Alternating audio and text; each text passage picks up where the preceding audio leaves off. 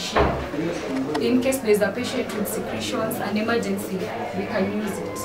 Maybe if we have a very sick patient, we can just tell them to lie here for observation before we arrange for referral. Yeah. So we use it as an emergency room. That's our weighing scale. Like now when we delivered, we had to weigh the baby here. Yeah. So it's just an emergency room. Yeah. So how often is it used?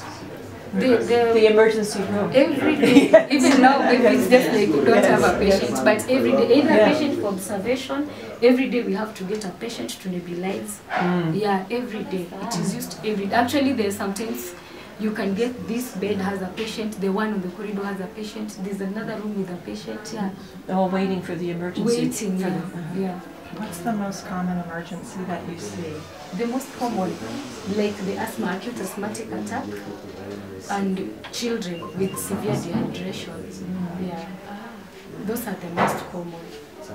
Yeah, rarely we get some people who have accidents. Maybe they've been hit by a motorcycle, maybe by a vehicle. They're rushed here first.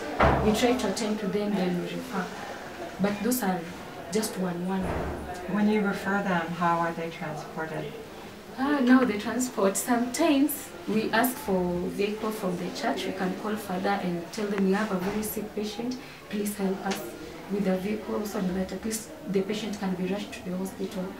And sometimes if the patients have money, they can call a taxi and they're taken to the hospital with a taxi.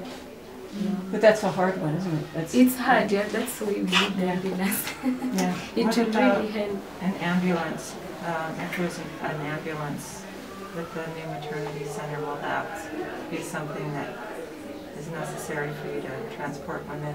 Yeah, when we have the maternity, we will need the ambulance.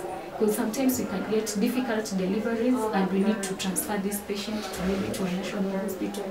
So we will, or maybe there's a baby who is not doing very well. Yeah. So the ambulance is very, very necessary when we have a maternity.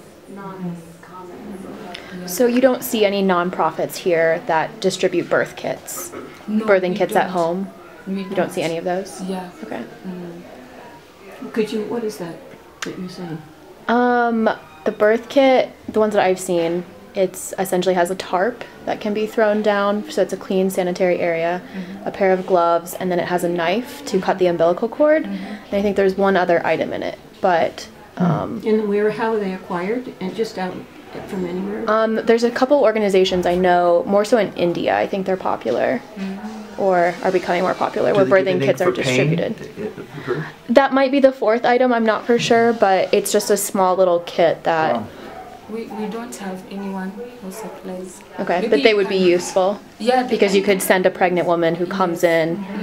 They're useful. And you'd have probably around 100 people you would distribute a month? Yeah. Okay. Good to know. Thank you for